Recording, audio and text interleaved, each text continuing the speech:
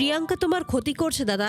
কেশবকে বাঁচাতে এবার মুখ খুলল আরিয়া। হ্যাঁ বন্ধুরা, আমরা এমনই ধামাকা পর্ব পেতে চলেছি গৃহপ্রবেশের পরবর্তী পর্বে। বিদেশে থেকে ইন্ডিয়াতে ফিরে আসে প্রিয়াঙ্কা এবং সেখানে এসে কেশবের সাথে দেখা করে। আর ঠিক তখনই এই সমস্ত কিছুই আরিয়াও দূর থেকে দেখতে পায়। অপরদিকে কেশব প্রিয়াঙ্কাকে বোঝানোর চেষ্টা করে, তুমি আমাকে কিছুটা দিন সময় দাও। আমার পরিবারে একটা সমস্যা চলছে, ওই সমস্যার সমাধান হতেই আমি সবাইকে সত্যিই সবটা জানিয়ে দেব।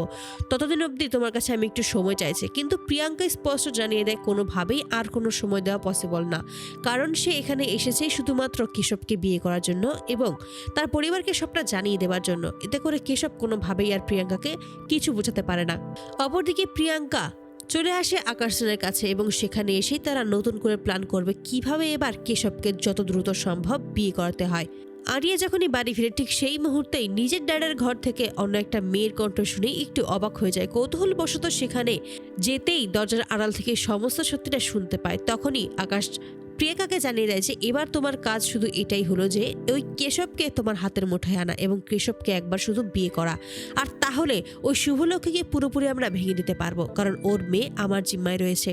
আর ওর ছেলে কেশব ওকে বিয়ে করতে পারলে তুমিও ওকে হাতের মুঠোয় রাখতে পারবে। ওর পুরো 2 ছেলে মেয়েকে আমরা শেষ করে দিতে পারবো। আমরা আমাদের বিপদে ওদেরকে ঢাল হিসেবে ব্যবহার করতে পারবো, আমাদের স্বার্থের জন্য ওদেরকে ব্যবহার করতে পারবো। আর এটাই হবে একমাত্র খেলা। এবার আমি যেভাবেই হোক ওই আদি ও শুভকে ভেঙে দিতে চাই পুরোপুরি, ওদের পুরো পরিবারটাকে শেষ করে দিতে চাই। শুধুমাত্র এই প্রতিশোধ নেওয়ার জন্যই তো 20টা বছর ধরে ওই আরিয়াকে লালন পালন করেছি, এত বড় করেছি। নয়তো কি দরকার ছিল ওই একটা মেয়েকে আমি এতগুলো বছর লালন পালন করবো নিজের জীবনের কথা না ভেবে। আরিয়াকে আমি আমার কথাই বশ করে রেখেছি, ও কোনোভাবেই আর শুভর কাছে যাবে না। এই সমস্ত কথা শুনে অবাক হয়ে যায় আরিয়া। কোনোভাবেই ভাবতে পারে না যে আসলে তার ড্যাড এরকম একটা কাজ করবে, এতটা নিচে নামতে পারবে। ঠিক তখনই নিজের রক্তের জন্য টান অনুভব করে আরিয়া। সে তখন প্রতিজ্ঞা করে যে এবার যেভাবেই হোক তার মায়ের সাথে যতই ঝামেলা হোক না কেন, কিন্তু তার দাদার সাথে তার কোনো ঝামেলা নেই। এবার তার দাদাকে যেভাবেই হোক না কেন তাকে রক্ষা করতেই হবে।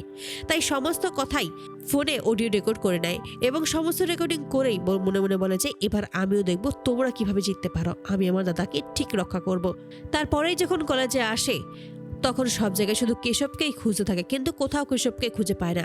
ঠিক তখনই দেখা যায় কেশব চিন্তিত হয়েই কলেজে আসে সমস্ত কিছু নিয়ে ঋষি ও সাথে সাথে কথা বলবে বলে, ওদের সাথে পরামর্শ নেবে বলে। ঠিক তখনই আরিয়া কেশবকে দেখতে পায় এবং ছুটে আসে আর তখন কেশবের সাথে আলাদা করে কথা বলতে চায়। কেশব তখন জানায় কি বলবে আরিয়া। ঠিক সেই মুহূর্তেই নিজের ফোনটা বের করে এবং প্রথমবারের মতো দাদা বলে ডেকে ওঠে। বলে উঠে যায় প্রিয়াঙ্কা তোমার ক্ষতি করছে দাদা।